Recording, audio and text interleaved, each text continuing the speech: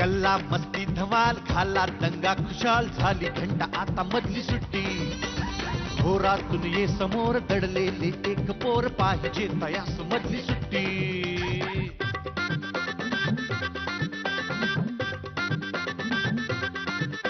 कसे रंग त्यांचे कसे गंध त्यांचे विचारून घ्या या फुलांना जरा नको सारखी शिस्त आणि पहारे मुलांना ती द्या ना मुलांना जरा किलबिल त्या पाखरास वाऱ्यावर वाहण्यास देत जाई पंख मधली सुट्टी घोरातून ये समोर दडले एक पोर पाहिजे तयास मधली सुट्टी मधली सुट्टी. नमस्कार. आजच्या मधली सुट्टीमध्ये मी सलील कुलकर्णी तुमच्या सगळ्यांचं अत्यंत मनापासून स्वागत करतो. कर्मवीर भाऊराव पाटलांची ज्ञान आणि शिक्षण सगळीकडे पोहोचवण्याची परंपरा चालवणारे डॉक्टर बापूजी साळुंखे यांच्या प्रयत्नातून चालू झालेली विवेकानंद संस्थेची वाल्मिकी विद्या मंदिर तळमावले या शाळेमध्ये तुम्हाला मी घेऊन आलोय. आपण महाराष्ट्रातल्या खूप वेगवेगळ्या शाळेमध्ये जातोय, त्याच्यातलीच ही एक टेकडीवर असलेली शाळा तळमावले, तालुका पाटण, जिल्हा सातारा. बघूया इथली मुलं आपल्याला काय काय सांगतात.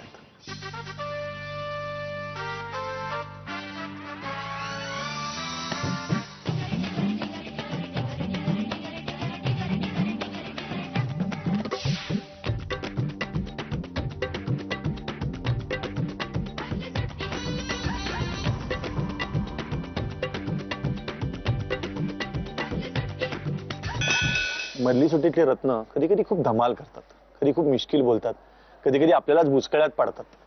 पण कधी कधी एखादा मुलगा एखादी मुलगी असं एखादं वाक्य बोलतो की आपल्याला सगळ्यांना एकदम जागं व्हायला होतं.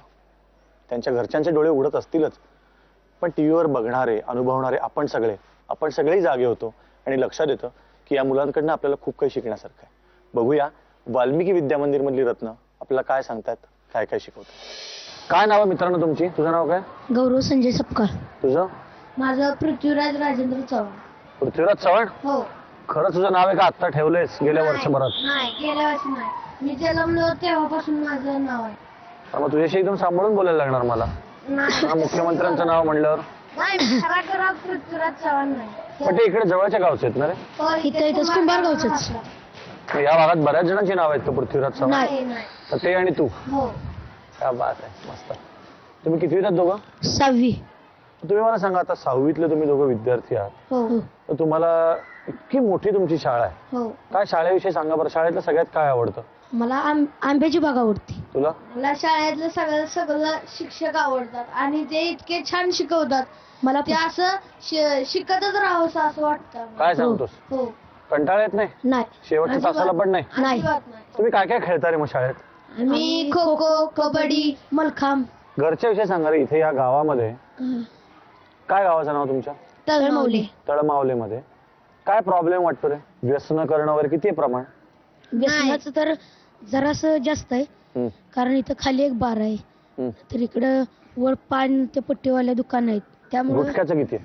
गुटख्याची बरेच ठिकाणे आहेत. म्हणजे पण गुटखाला पूर्ण बंदी केलेली आहे सरकारने. नाही तरी विकतात. हो. मग तुम्ही कदाचित असं असेल ना की तुमच्या आधीच्या पिढीतले लोक शिकलेले नसतील, पण तुम्ही शिकताय, तुम्हाला कळत आहे गुटख्याचे काय काय दुष्परिणाम आहे. तुम्ही जाऊन कधी सांगितलं का त्यांना? प्रयत्न केला. कोणाला? तिथे खाली दुकान आहे. काय सांगितलं जाऊन? ही काका ही गुटख्यावासी अशी बंदी गाठल्या, हे बंद करा, नंतर एक दिवस पोलीस येतील सगळंच घेऊन जातील. तरी ती एक काम करत जा, असा गेलास ना की सांगत जा, तू आधी जात जा, सांगायचं की पृथ्वीराज चव्हाण येत आहेत, त्यांनी सांगितलंय गुटखा बंद करा. आपण खोटं तर बोलत नाही, नंतर हा येईल आणि आपण बंदी करू लोकांना. हो, चालतंय. तुमचा काय प्लॅन आहे पुढे जाऊन? काय करायचं? इथे तळमावलेमध्ये राहूनच गावात काही काम करायचं, या शाळेत काम करायचं, का मोठ्या शहरात जाऊन काय करायचं? मोठ्या शहरात जाऊन इंजिनियर बनणार. मी डॉक्टर बनणार. डॉक्टर आणि तू इंजिनियर. तू कुठे प्रॅक्टिस करणार आहे? कराडला करणार, पुण्यात येऊन करणार, का इथेच करणार? जिथे चांगलं असेल तिथे मी करणार. माझा मामा म्हणतोय तू कराडलाच ये, पण मला तिथे शिकायची इच्छा नाही, जरा तिथे फी जास्त असते. या शाळेत तर काही फी नाही आहे ना? नाही. ही शाळा एकदम शिकवतात, पण चांगली. शाळेत इतकं चांगलं शिकवतात की आम्हाला असं वाटतं की सारखं शिकतच राहावं. असं वाटायला नको, पण सारखं शाळेतच शिकत राहावं. मग नाही, ओके नाही 10वी नंतर पुढे जायला पाहिजे नाही सारखं शाळेत शिकायला म्हणजे परत परत मग जाणार की तसं हायस्कूल नंतर कॉलेजला नंतर मग नोकरी असं असं करणार. हा. हो नाही तुमच्या शाळेत खूप चांगले संस्कार केले जातात असं वाटतं तुला? हो आमच्या शाळेचं ब्रीदवाक्य ज्ञान विज्ञान आणि सुसंस्कार यासाठी शिक्षण प्रसार असं घोषवाक्य. त्यामुळे त्या वाक्याचं मुलं इतकं पालन करतात. सगळे करतात सगळे करतात. असं शक्यच नाही. कोणीतरी गुंड मुलं असणारच शाळेत की जी मुलींची छेड काढतात, जी आरडाओरडा नाही असलं काही नाही. काय सांगतो? नाही. खात्री आहे तुला? हो खात्री. एवढं म्हणतात म्हणजे 100% खात्री आहे मला. 100% खात्री. 101% पृथ्वीराज चव्हाण नावाचा मुलगा जेव्हा सांगतोय 100% खात्री आहे, तेव्हा मला विश्वास ठेवायलाच पाहिजे. आणि त्याचं नावच असं आहे ना की आपला विश्वास आपण ठेवणारच. तर तुम्हाला खूप जास्त शुभेच्छा माझ्याकडनं. असं तुमचं गाव मोठं करा आणि गावातले वाईट वाईट गोष्टी दूर करायचा प्रयत्न करा. एवढी स्मार्ट मुलं आहात तुम्ही. All the best. Thank you sir. आणि आता माझ्याबरोबर 5वीतला अभिजित आणि 6वीतला जयदीप. हाय, कसे आहात तुम्ही दोघं? बरे. ठीक आहे. सांग रे तुझ्याविषयी जरा. माझं नाव अभिजित आहे. मी आता 5वी तुकडी ब मध्ये आहे. माझे आवडते शिक्षक केदार सर. बरं तू एकदम ना निबंधच लिहायला लागलास माझी शाळा या विषयावर. तसं नाही, मला सांग तुला सगळ्यात काय करताना मजा येते? सगळ्यात मजा असं वाटतं की हेच करत राहावं. तबला वाजवताना काय बात आहे. आपण एका क्षेत्रातलं म्हणजे म्युझिक मधले हो ना. कुठलं गाणं वाजवायला आवडतं रे? सगळी. असं तोंडाने वाजवून दाखवतोस का एखादं गाणं? म्हणजे समजा आता मी गाणं म्हणला तर तू तोंडाने वाजवा. 1 2 3 4. मुंगळा मुंगळा मुंगळा मैं गुड़ की तली मंगता है तो आजा रसिया नाही तो. क्या बात आहे. मोठा होणार तू. वडील काय करतात? कलाकार आहेत. काय करतात? ऑर्केस्ट्रा आहे. मायकल जॅक्सन, अमिताभ बच्चन यांची नक्कल करतात. कुठला डायलॉग म्हणतात? डायलॉग नाही, आमचे डान्सर आहेत. मायकल जॅक्सनचा डान्स, अमिताभ, सगळ्यांचे डान्स. तुला आवडतो बाबांचा डान्स बघायला? कुठला सगळ्यात भारी करतात रे बाबा? हॉरर डान्स भूताचा. Horror dance? मोठा होऊन तू तर काय सरळ ऑर्केस्ट्रा मध्येच गाणार, डान्स करणार, वाजवणार काय? याच्यापेक्षा काहीतरी मोठं करावं असं वाटतं. डॉक्टर. आणि डॉक्टरून परत म्युझिक करतात लोक माहितीये. त्याच्यापेक्षा डायरेक्ट म्युझिक केलेलं बरं की नाही? तर डॉक्टर व्हायचं. डॉक्टर आता काय माहित पुढं ना. तू आता मस्त वाजव रे. पुढचं पुढे काहीतरी छान होईलच. ओके, तू काय होणार आहेस? मला एक खेळाडू व्हायचा आहे. मला खेळात खूप इंटरेस्ट आहे. कुठला खेळ आवडतो? Kho kho and cricket. Cricketer व्हायला आवडेल का खो खो प्लेअर व्हायला आवडेल इंडियाचा? क्रिकेटर व्हायचा आहे इंडियाचा. का रे? खूप पैसे जास्त असतात खो खो प्लेअर पेक्षा म्हणून? नाही, मला तुला खेळायला खेळ कुठला आवडतो? मला खो खो आवडतो. बस मग खो खो प्लेअर हो ना. सगळेच क्रिकेटर व्हायला लागले तर खो खो कोण खेळणार मग? जयदीप खो खो मध्ये पाहिजे ना. चालते. तू कधी पुण्यात मुंबईत येऊन असं ऑर्केस्ट्रा बघितलंस का? पुण्यात मुंबईतले बघितलेत. कसं काय? मुंबईत कारण मुंबईतले होतात 26 जानेवारीला याला तो पण मी पण करतो कधी कधी. तिकडे जाऊन पहिला करायचं, आता सगळं विसरलो. सगळं पॉपिंग. असं वाटतं का खरे ड्रम वाजवायचं असं वाटतं का पॅड पेक्षा? मग आता ते काम कर ना, खरे ड्रम घ्या, खरे ड्रम वाजव. मजा येईल ऐकायला लोकांना पण. टीव्हीवर बघणारी इतकी म्युझिक मधली माणसं आहेत, इतकी मोठी मोठी माणसं आहेत, इतके चांगले रसिक आहेत. त्याला एक छान ड्रम सेट हवाय. मी तर कॉन्ट्रीब्युशन देईनच, तुम्ही पण द्या. आपण याला छान ड्रम सेट देऊया. लाईव्ह ड्रम सेट जेव्हा अभिजित वाजवेल तळमावल्यामध्ये तेव्हा इकडे एकदम फुल धतिंग. हा, ऑल द बेस्ट दोघांना. Thank you sir. आणि आता माझ्याबरोबर 8वीतले एक मैत्रीण आणि एक मित्र आहे, स्नेहल आणि अभिषेक. हाय.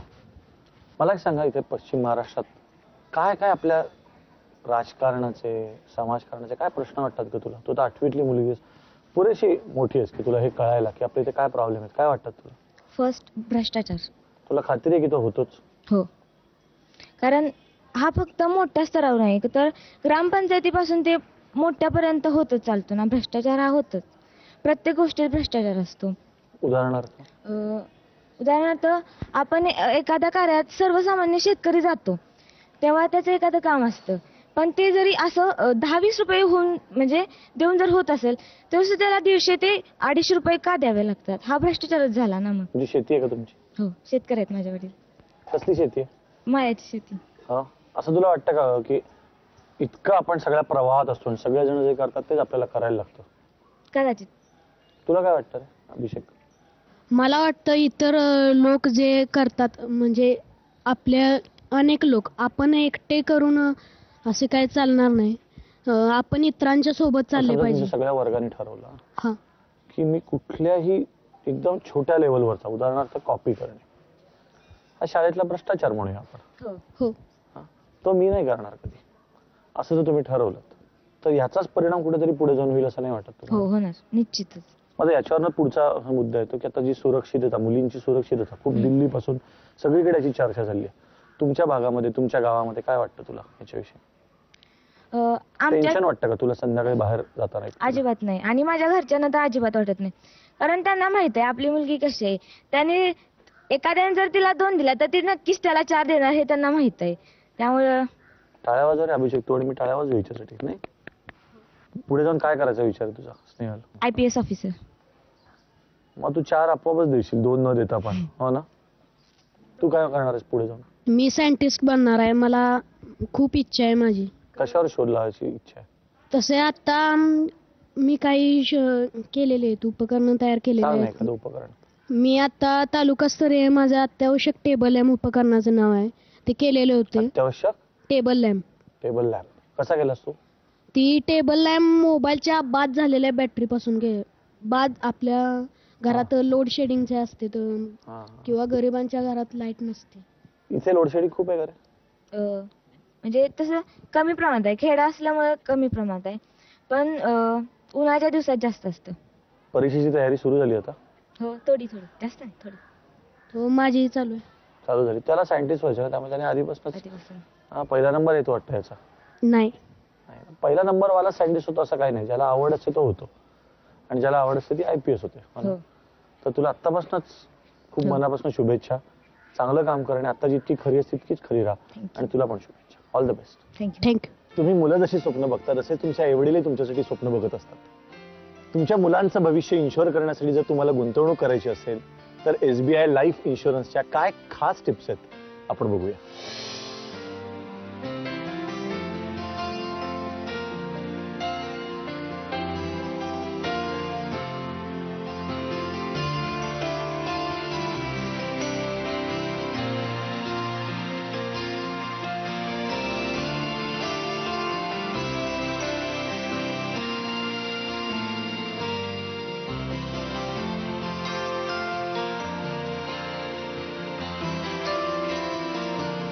तर आता वेळ आहे गोष्टीची.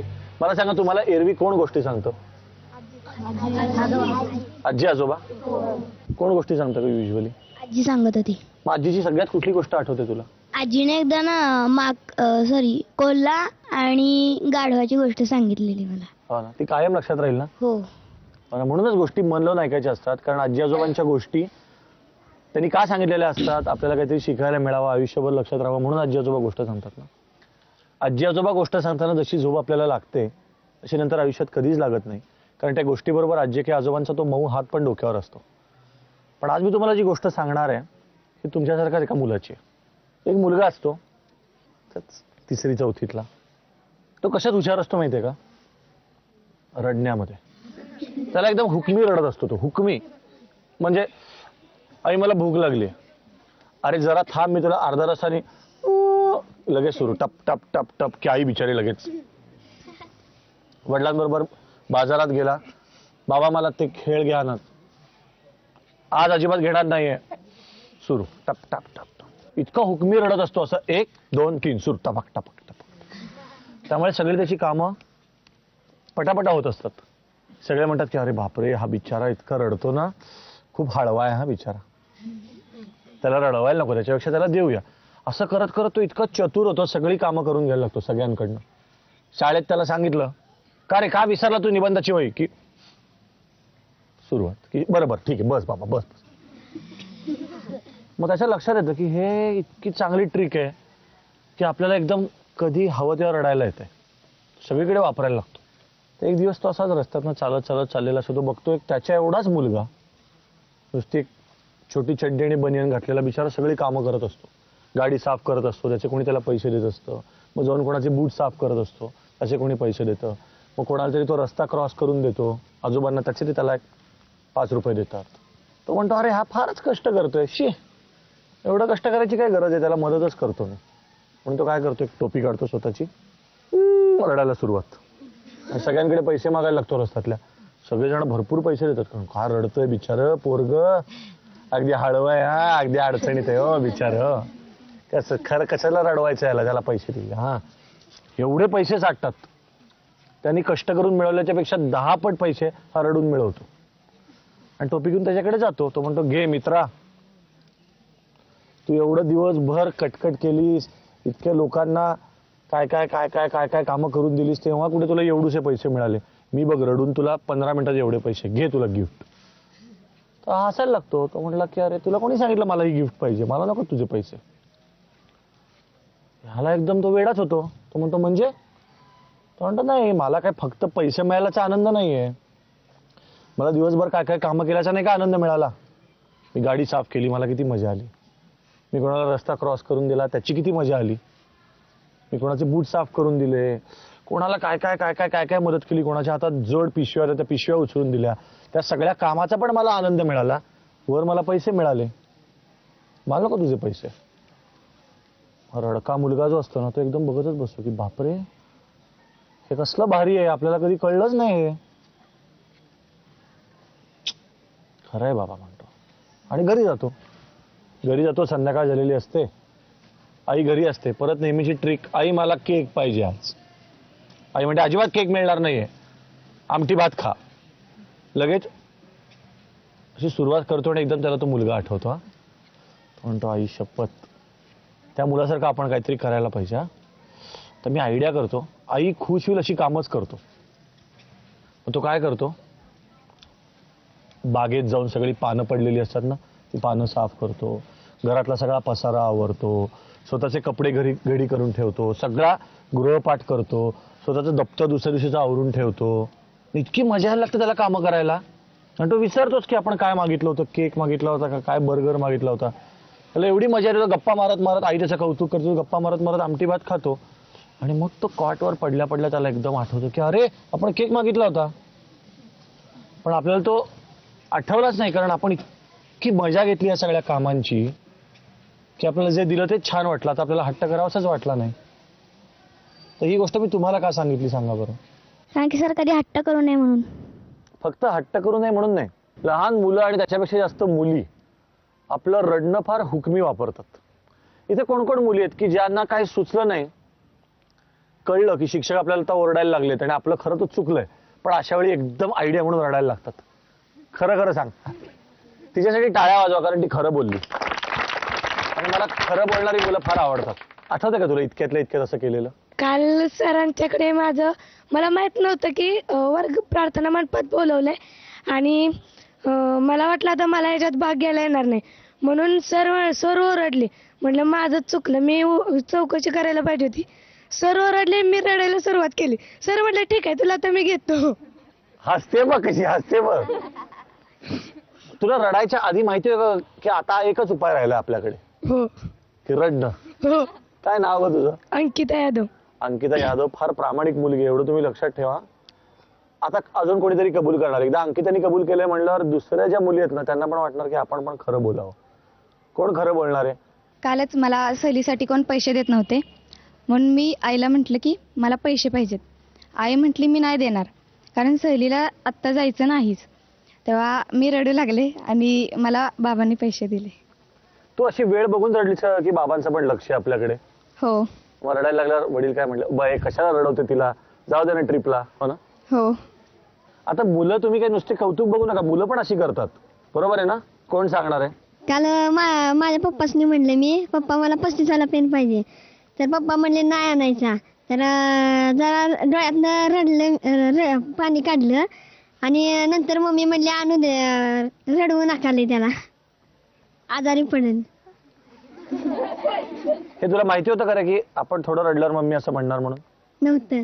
मग आता तुला अंदाज आला, आता पुढच्या वेळी असंच करणार का? नाही. बरं आता मला हे सांगा, हे तुमचं झालं, मोठ्या माणसांना पण असं तुम्ही करताना बघितलं का की थोडंसं याला ब्लॅकमेलिंग म्हणतात की नाही, की रडायचं, रडलं की सगळं होते. तसे मोठी माणसं पण करतात. म्हणजे काही काही वडील असं करतात की जरी आपलं चुकलं तरी आल्याला म्हणतात मी इतकं दमून आलोय, कशाला कटकट. सगळे घरचे म्हणतात बरं काय बोलतायत ते ऐकून घेऊया. आणि आई तर काय लगेच कधी कधी पदर लावला तोंडाला की सगळे गप्प बसतात, असं बघितलं का तुम्ही? कोण सांगणार आहे? माझे पप्पा कामावरून कंटाळून येतात ना, परत साहित्य ठेवतात आणि बसतात, तर मम्मी म्हणती मुलं अभ्यास करणं झालेत काय करणं, दंगा करते ती, भांडणं करते ती. तर पप्पा म्हणते तर मला कंटाळा आलाय, मला सकाळी बोल. मम्मी भांडती पप्पांसंगे. म्हणजे मुलं जे रडण्याचं करतात तेच मोठी माणसं कंटाळ्याचं करतात असं वाटतं का?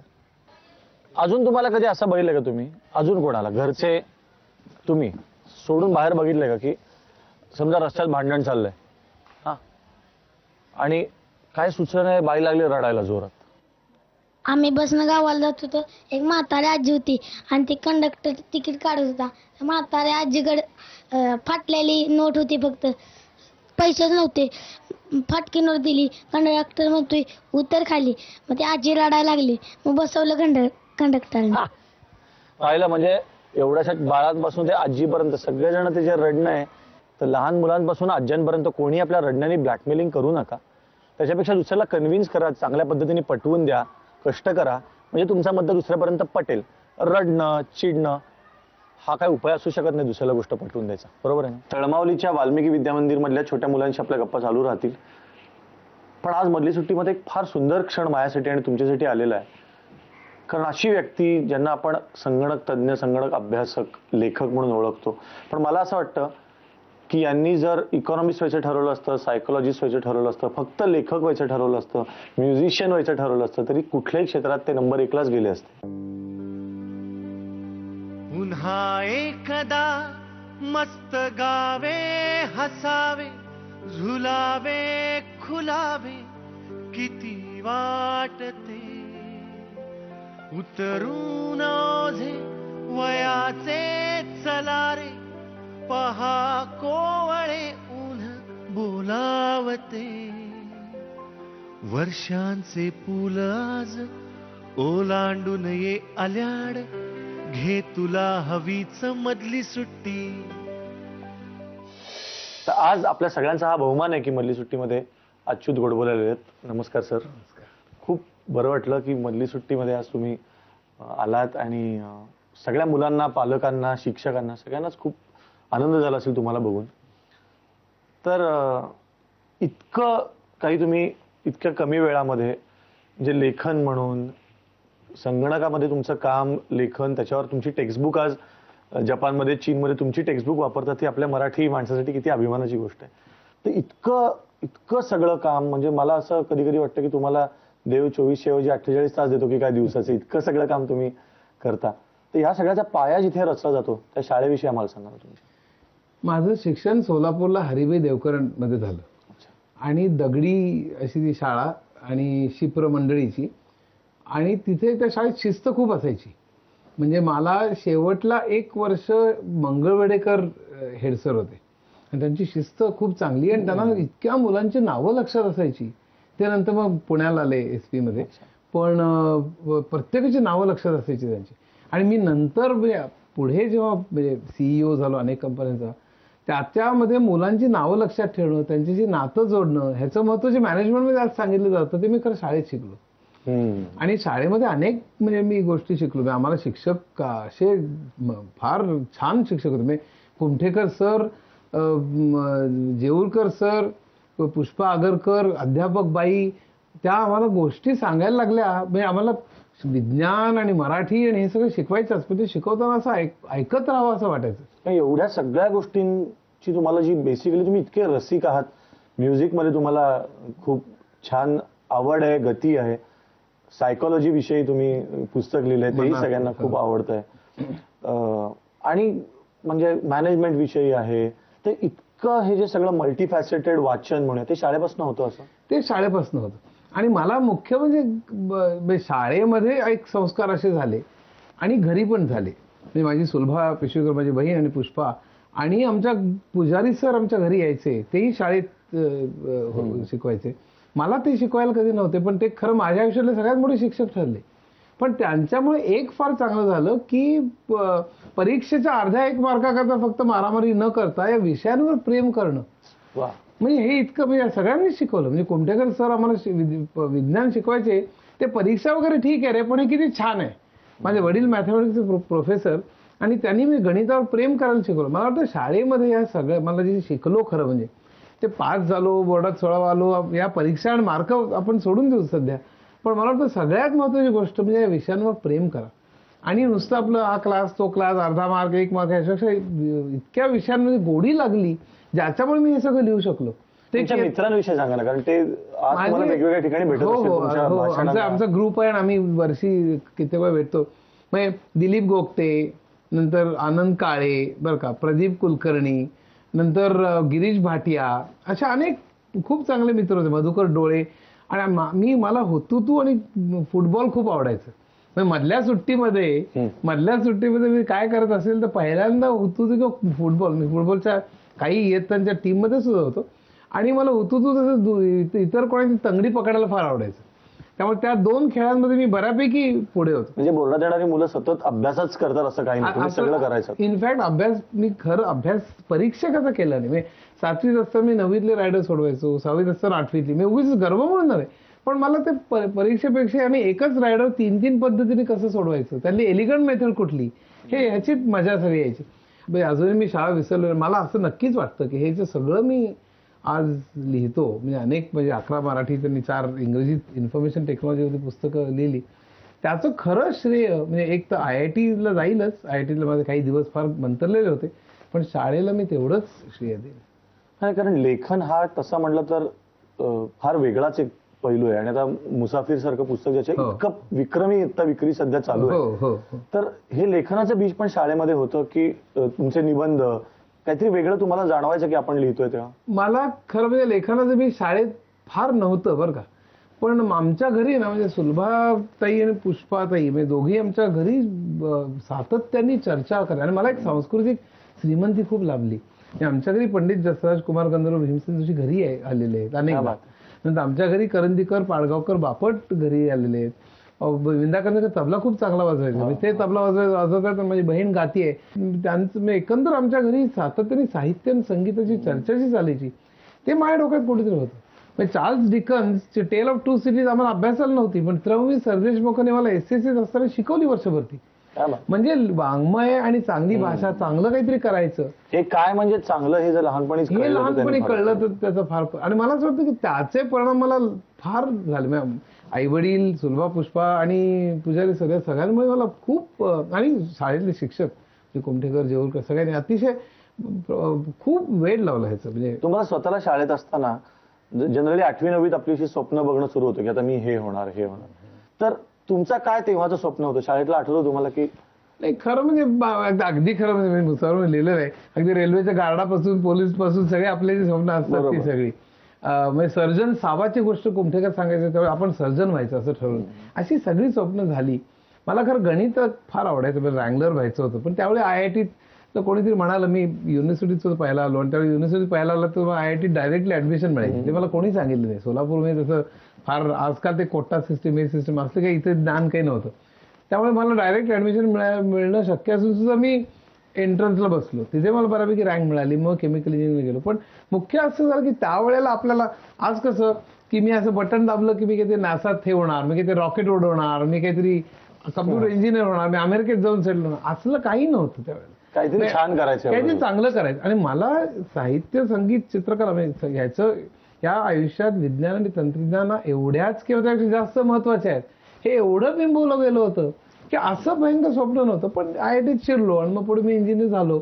मला असं वाटतं आपण शाळेतल्या मुलांना खूप सुभाषित सांगतो, तर हे एक सुभाषितच मला वाटतं की तुम्ही जे सांगितलं की विज्ञान आणि तंत्रज्ञान इतकंच कला महत्वाची आहे, तर हे आत्ताच्या काळातल्या मुलांसाठी सुभाषितच आहे. हो, असं मला खरं तर वाटतं. कारण सगळे सायन्स, सगळे इंजिनियर किंवा डॉक्टर, सगळे अमेरिका असं जे करताय, तर त्याला कदर करणं, हा पण एक मुद्दा मला फार महत्वाचा वाटतो की तुम्ही आता परदेशात अनेकदा जाऊन तिथेही व्याख्यानं झाली, तिथे तुम्ही शिकवायला, जसं मी मगाशी म्हटलं की तुमची पुस्तकं टेक्स्टबुक म्हणून असणं हे मराठी माणसासाठी अभिमानाची गोष्ट आहे.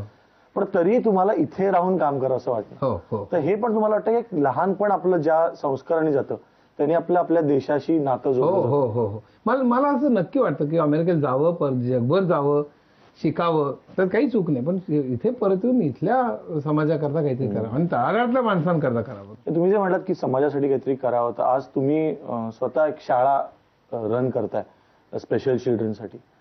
तर त्या निमित्ताने अशा मुलांच्या पालकांसाठी आणि इन जनरल तुम्ही जसं शाळेमध्ये की एक जीनियस स्टुडंट, तशा जीनियस मुलांच्या पालकांसाठी, या दोघांसाठी तुम्ही तुमच्याकडे नक्कीच ऐकायला आवडेल. मी नक्कीच मला असं वाटतं, मी मगाशी तू जे म्हणालास की विज्ञान तंत्रज्ञानाला एवढंच कलेला महत्व देणं आयुष्यामध्ये, आणि नुसतंच म्हणजे मागे काहीतरी रविशंकर लावलंय तुंतून असं नव्हे, त्यात बुडून जाऊन छान चांगलं फार मोठा पॉईंट आहे की ऍक्टिव्ह लिसनिंग आणि ते आयुष्याचा भाग बनणं. तर ते मला वाटतं जिनियस असो नसो, एक तर चौफेर वाचन पाहिजे. नुसतं आपलं मी माझ्या विषयात आपलं फार मोठा झालो, अमेरिकेला गेलो किंवा काय जे काय असेल ते पैसे मिळवले, गाड्या, पण त्यापेक्षा चौफेर वाचन, चौफेर एक समाजाचं एक आकलन, आणि पुन्हा सर्वांचं चांगलं होणं म्हणजे ती समाजव्यवस्था चांगली असं मानणं, आपलं फक्त नाही, हे तत्व पाळणं असं मला वाटतं. आणि स्पेशल जी पेरेंट्स आहेत त्यांना मला सांगावं असं वाटतं की कित्येकदा काय होतं की ते असे जे पालक आहेत ते आपल्या सगळ्या मुलावरती सगळं आपलं आयुष्य पूर्ण समर्पित करून टाकतात. त्या मुलाकरता तुम्ही सगळं जे शक्य ते केलं पाहिजे. मुसाफिरमध्ये म्हणजे माझा मुलगा ऑटिस्टिक आहे, त्याच्याकरता काय काय केलं म्हणजे लोक वाजून थक्क होतात. तुम्ही अक्षर डोळ्यात पाणी, असं भयानक प्रसंग आहेत. मी शोभा माझ्या बायको ज्याच्यात गेलो ते सगळे प्रसंग त्याच्यात आहेत. तेव्हा तुम्ही जे सगळं आहे जगामध्ये ते सगळं तुम्ही करा त्याच्याकरता, पण एका लिमिटच्या नंतर तुम्हालाही आयुष्य आहे. कारण तुम्ही जर का सरळ रडत बसलात आणि तुम्ही दुःखी चरण करत तर मुलावरही भयंकर वाईट परिणाम होतो. तर तुम्हाला आयुष्य आहे, तुम्ही काहीतरी क्रिएटिव्ह करा सगळं. हा एक त्यातला महत्वाचा मुद्दा मला नेहमी पेरेंट्स, कारण कित्येक वेळा पेरेंट्स संपतात याच्यामध्ये. आता आज या सगळ्या अचिव्हमेंट्स नंतर सोलापुरातला एखादा शाळेतला दिवस तुम्हाला जर परत मिळाला मधली सुट्टीतल्या आमच्या जादूच्या कांडीनी, तर कुठला दिवस आठवेल की हा मला परत जगावा असं वाटतं? असे बरेचसे दिवस म्हणजे मला शाळेमध्ये जेव्हा बक्षीस पारितोषिक जेव्हा मिळालेलं होतं ना त्यावेळेला ते गॅदरिंग असायचं छानपैकी, आणि त्यावेळेला त्या गॅदरिंगमध्ये असं सगळ्यांसमोर तुमचं नाव उच्चारलं जात आहे. बरं, तुम्हाला 3, 4, 5, 6 अशी बरीच बक्षीस असतील तर टिपिकल तुम्ही सरळ जाताना त्या स्टेजवर जाताना तुमच्या बक्षिसांची यादी चाललेली असतील तर तुम्ही उभे राहता राजासारखे. तो मला अर्थात दरवेळी बक्षीस मिळाली अशा भाग नाही, पण ज्यावेळी मिळाली तो मला दिवस फार महत्वाचा वाटतो. क्या बात आहे. आज खरंच मी जसं म्हणलं की मधली सुट्टीत जे काही क्षण सुंदर लोकांसाठी तर होतेच, पण माझ्यासाठी होते, त्याच्यापैकी हा एक आहे. कारण असं शेजारी बसून तुमच्याकडनं अनुभव ऐकायला मिळणं हे मला शिकण्यासारखं होतं, आणि आपल्या छोट्या मित्रांना असेलच.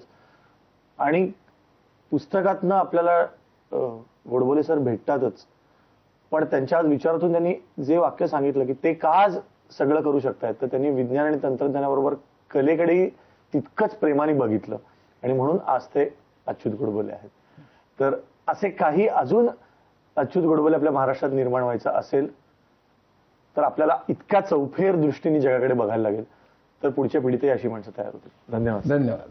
तुम्ही तुमच्या मुलांना जरूर सांगा की बेशिस्तपणा करायचा नाही, अभ्यासाची टाळाटाळ करायची नाही, उलट उत्तर द्यायची नाहीत, पण ना हे मात्र कधीही सांगू नका की स्वप्न बघायची नाही. स्वप्न बघणं हा त्यांचा अधिकार आहे, आणि त्या स्वप्नांना पंख देणारी आमची ही जादूची कांडी. बघूया या शाळेतली मुलं या जादूच्या कांडीकडे काय मागतात. मला जर ही जादूची कांडी मिळाली ना तर मी या शाळेत पुन्हा पुन्हा शिकेन. मला ही जादूची कांडी मिळाली तर मी मुलींसाठी एक मोठी शिक्षण संस्था स्थापित करेन. मला जर जादूची कांडी मिळाली तर मी या शाळेची मुख्याध्यापिका होईल.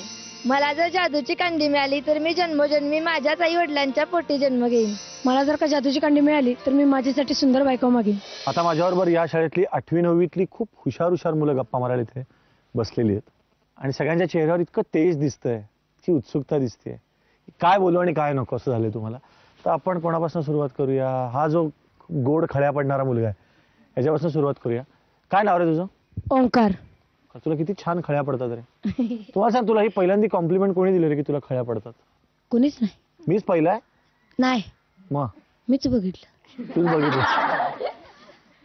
कुठल्या मुलीने तुला कधी सांगितलंय का रे की तुला किती छान खळ्या पडतात? सांगितले की. कोणी? आत्तीच्या मुलीनं. हरकत नाही, मी आपलं सहज विचारलं. तुमच्या शाळेचं जर पटकन वैशिष्ट्य विचारलं की आमच्या शाळेचं वैशिष्ट्य काय सांगशील? निसर्ग, आणखी काय नाही. क्या मस्त. खरंच असं निसर्ग फार कमी शाळेमध्ये मी बघितला, पण या सगळ्या निसर्गाच्या वातावरणात मारामाऱ्या किती होतात रे? फार नाही. अरे मगाशी तर म्हटलंस खूप होतात म्हणून. ते खोटं बोललो ना, आता खरं बोलतोय. अच्छा, म्हणजे माईक समोर आला की काय कधीतरी होतात अशा, माईक लांब गेलं की हा नुसत्या मारामाऱ्या. बरं, आता थोडं आपण गांभीर्याने या विषयाकडे बोलूया की असं होतं कधी कधी की शाळेत खूप छोट्या गोष्टीवरनं, एकदम छोट्या गोष्टीवरनं मारामारी होते. ती कदाचित शाळेत मिटते पण खूप वेळा, आणि ती मिटायला पाहिजे पण ती क्वचित असं होतं की ती मारामारी बाहेरपर्यंत जाते. त्या मारामारीचं स्वरूप अजून मोठं होतं, त्याचं मोठं भांडण होतं, आणि नंतर आपल्यालाच कुठेतरी असं वाटतं की अरे आपणच शाळेतच मिटवलं असतं तर बरं झालं असतं. असं कधी झालंय का इथे? एकदा एक मुलगा होता, दुसऱ्या मुलाने त्याला एकदा मारलेलं, आणि त्यानं त्याच्या वडिलांना सांगितलं. मग त्याचे वडील येऊन त्या दुसऱ्या मुलाला त्यांनी मारलं, आणि ह्या पण मुलानं त्याच्या पण वडिलांना आणलं, आणि दोघांच्या आई वडिलांची भांडणं लागली, वडिलांची. खरं एवढं मोठं कारण होतं का त्यांच्या भांडणाचं? काय माहित नाही. माहिती नाही याला. काय रे, खरंच तुला वाटतं का ओमकार की एवढं मोठं कारण असतं की ज्याच्यावरनं आई वडिलांची भांडणं व्हावीत? म्हणजे असं जरूर नाही की मोठेच कारण असलं पाहिजे मोठे बनवायला, छोट्या कारणावरून पण मोठे बनवता होऊ शकतात. आता त्याने सांगितलं की 2 मुलांच्या वर्गात भांडणं झाली, ह्याने आपल्या घरी वडिलांना सांगितलं, त्याने घरी आईला सांगितलं, मग ते त्याच्या आईची आणि त्याच्या वडिलांची दोघांची भांडणं झाली. मग त्यांनी शिक्षकांना किंवा तर स्वतः मिटवून घ्यायला पाहिजे होतं. छोट्या छोट्या गोष्टीवरून मोठी भांडण करायची सवय लागली ना की मग ते रस्त्यावर तू माझ्या पुढे गाडी का घातली आणि तू मला कट का मारला याच्यावरनं जे खून होतात, तीच वृत्ती असं मला वाटतं जी पुढे होऊन तिकडे जाते.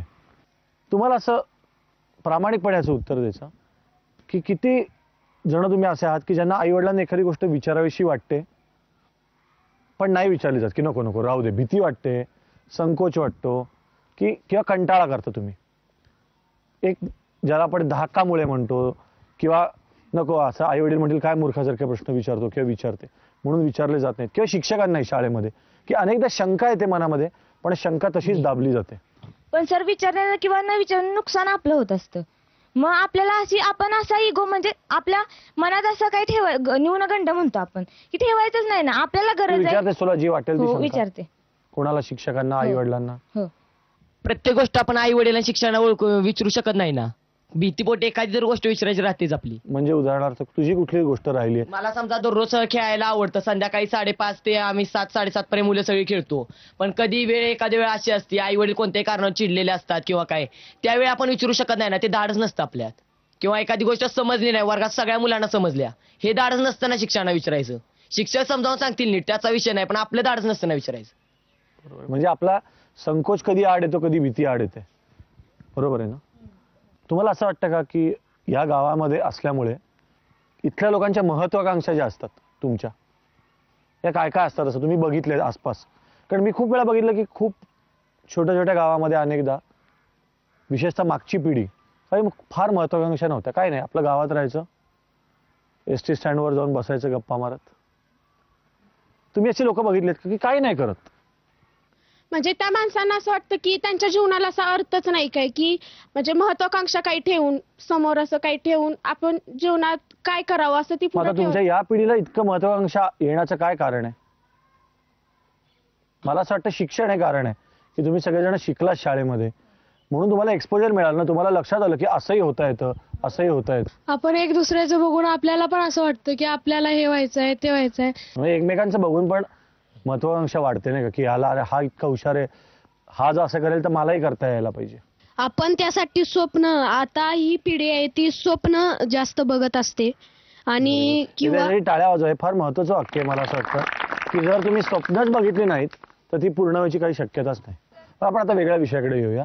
तुम्हाला आत्ताच्या काळामध्ये अनेकदा टेलिव्हिजनवर, चित्रपटातून, पेपरमधनं अनेकदा हा विषय खूप गांभीर्याने चर्चा केली जाते की शाळेमध्ये एका ठराविक वयानंतर लैंगिक शिक्षण दिलं जावं का दिलं जाऊ नये. कोणाला आता प्रत्येकाने एक एक वाक्य याच्यावर बोला की दिलं जावं का दिलं नाही. दिलं जावं अशा प्रकारचं शिक्षण. का खूप मनामध्ये खूप गैरसमज असतात असं वाटतं? नाही, तसं आपण जे शिक्षण दिलंय, आई वडिलांनी दिलं, त्या वयात आले होते मुलगा, तर ते समजू शकतील ही वाईट आहे का चांगलं आहे. म्हणजे आधी सगळ्यात पहिल्यांदा आई वडिलांनीच घरी थोडं शिक्षण द्यायला पाहिजे असं वाटतं. हो.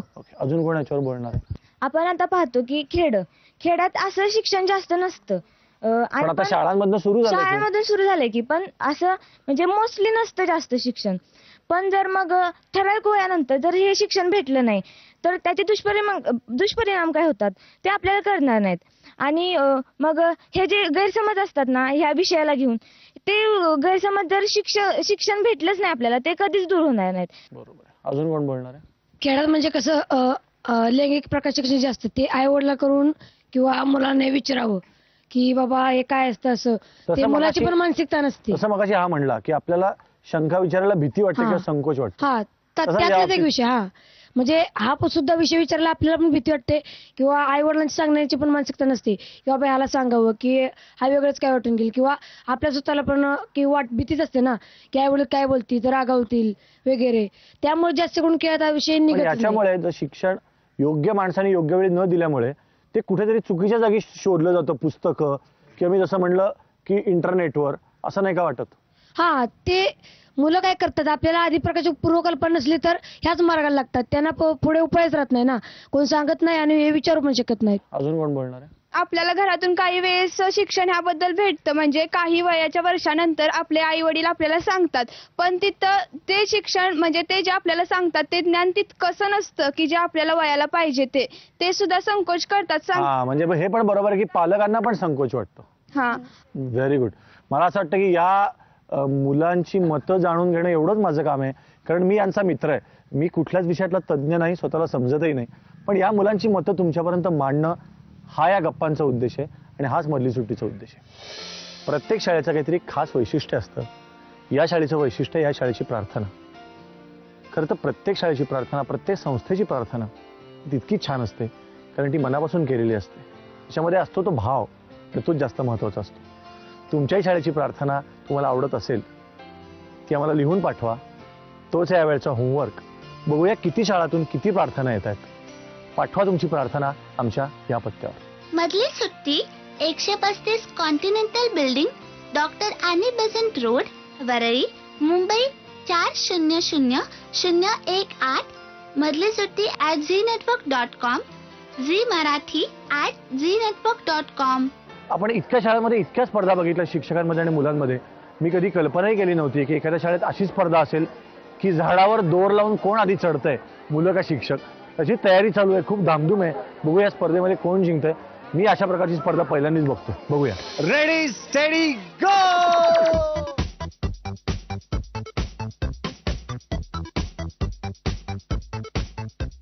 पहिल्या राऊंडला जरी टीचर्सनी बाजी मारलेली आहे, सेकंड राऊंडला बघूया काय होतंय. गो.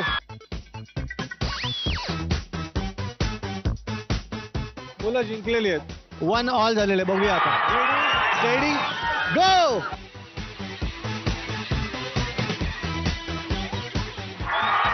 पोरांनी जिंकलेली. क्या बात आहे. मधली सुट्टी